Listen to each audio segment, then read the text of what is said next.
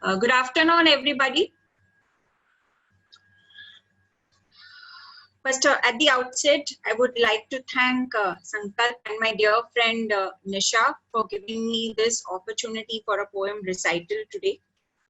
The poem that I'm going to recite is in keeping with the current times, that is the corona pandemic time. And the elder people are considered to be very vulnerable to this pandemic considering their age. But over the past many months, I have come across very inspirational stories of how the elderly people, in fact, are showing the way to youngsters and adults.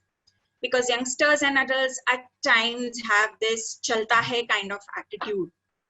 But the elderly, with a very disciplined life and going all out to take precautions, are not only keeping themselves free of the virus, not only keeping themselves protected, but are also proving to be a source of help to their neighbors.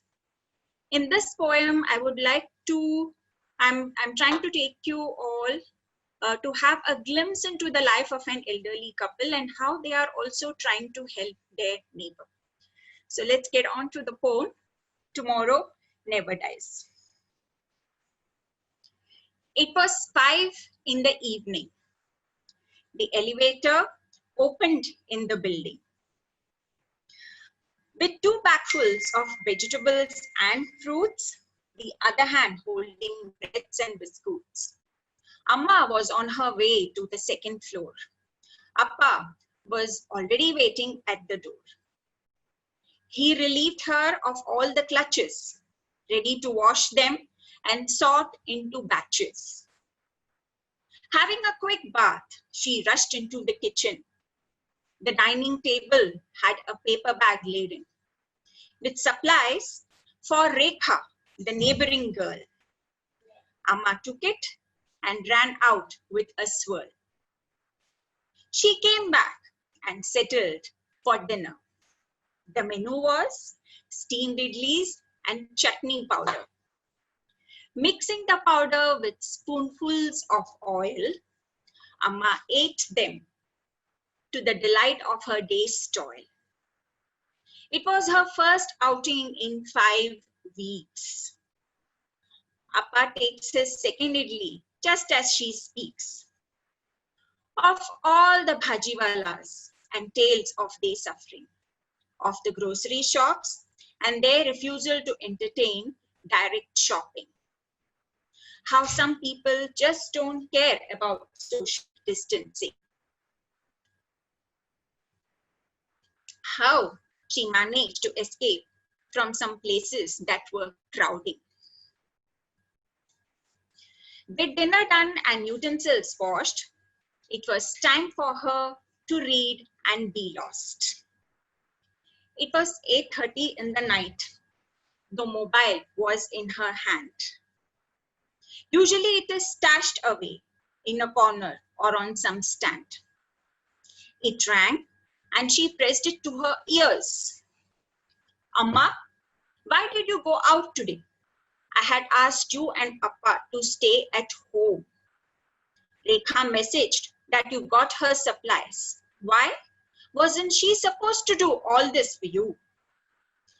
Amma was ready with her reply. She said, but Mohan, Rekha is down with fever. And don't worry, she has tested negative for corona. That is such a huge relief, na? She runs errands for me thrice a week. But this fever has made her immobile and weak. I thought, let me do it this time. Get her supplies and line. Neighbors should be cared for. And Rekha, how can I even ignore? Mohan thought and recollected how Amma cared for everybody, just as she did when he fell sick. He missed her stroking hand on his forehead and arms because he was in a faraway land. He longed for her sweet mutterings, her storytelling and get well soon wishings, Her herbal tasty rasam always helped him to come out of his sickness and grim. He felt a lump in his throat and sighed. He said goodbye and wished if only he could be by her side. Amma looked at the mobile, then at Appa. I am off to sleep now. Call me tomorrow at 4 a.m. Pakka. I'll make paper dosa and tomato goat soup for me, Rekha, and you. Appa smiled gleefully because tomorrow was to arrive and be embraced happily. Thank you. That was indeed a very subtle message, Maya, delivered very strongly and a very well written poem. Thank you.